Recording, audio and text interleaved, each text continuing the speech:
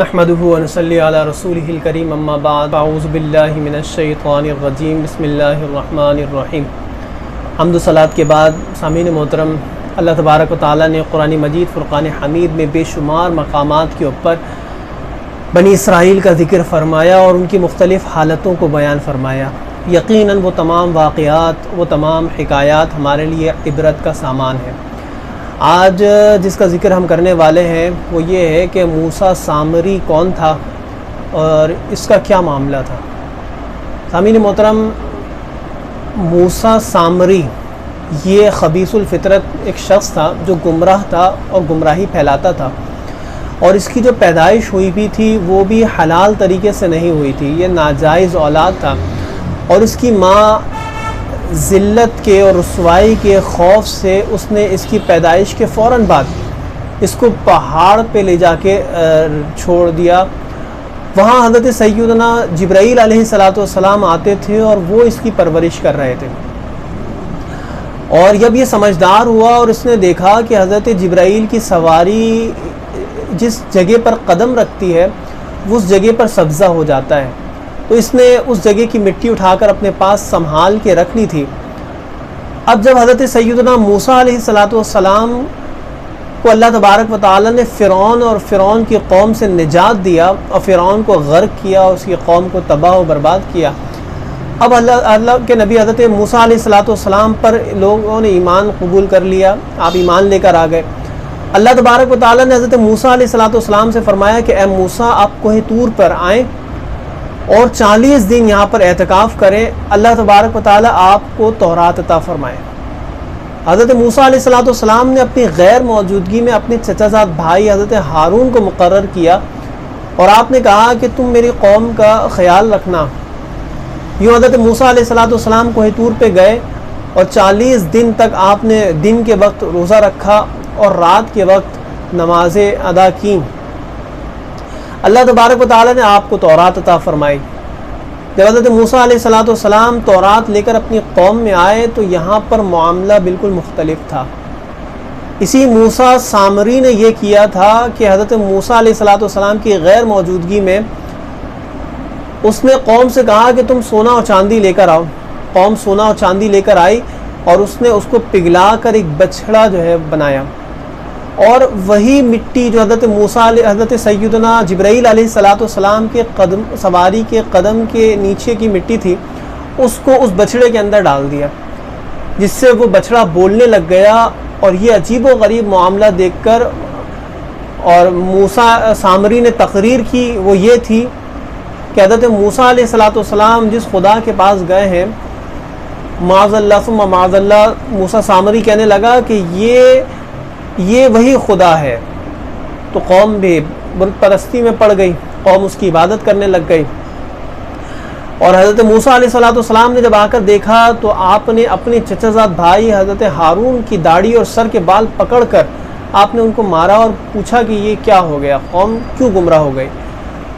تو آپ کے چچا زاد بھائی نے کہا کہ آپ مجھے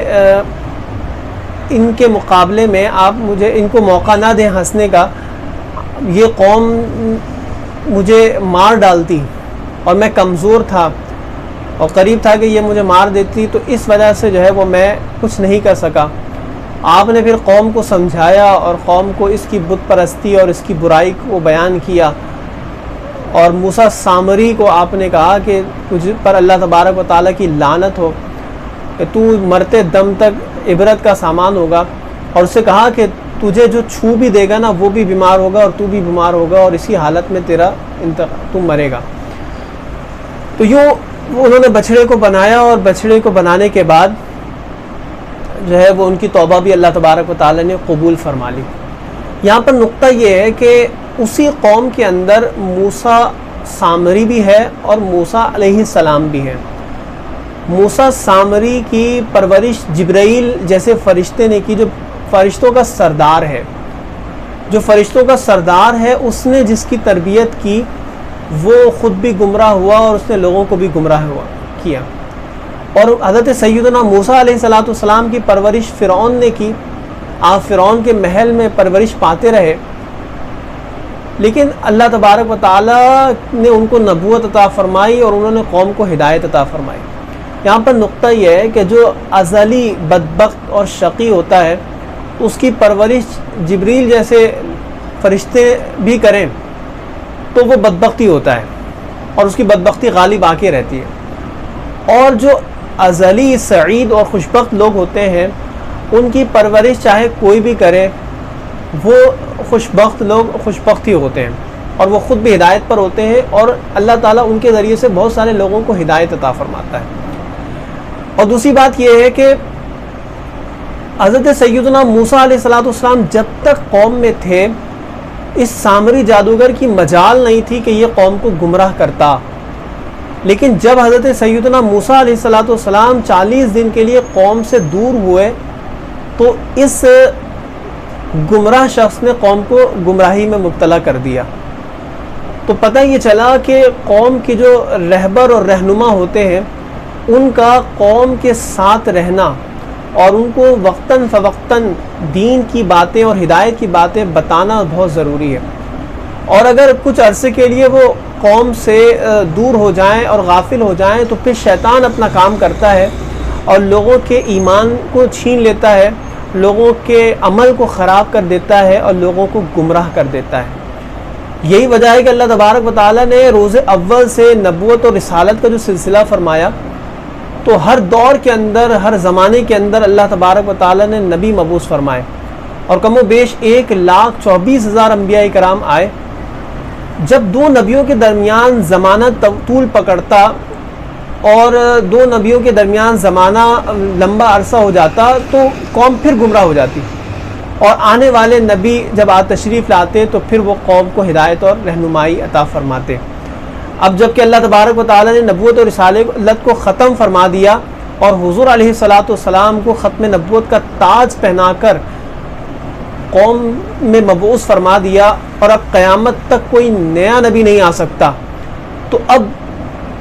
اس قوم کے جو علماء ہیں جن کو حضور علیہ السلام نے بنی اسرائیل کے نبیوں کے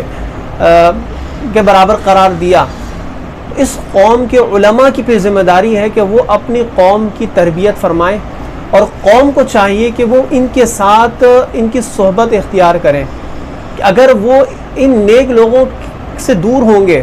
تو پھر شیطان ان کے عقیدے کو بھی خراب کرے گا، ان کے عمل کو بھی برباد کرے گا، اور آخرت میں پھر ذلت اور رسوائی مقدر ہوگی۔ اللہ تبارک و تعالی ہمیں نیک لوگوں کی صحبت اور نیک لوگوں کے ساتھ رہنے کی توفیق عطا فرمائے۔ وما علینا الا البلاغ المبین۔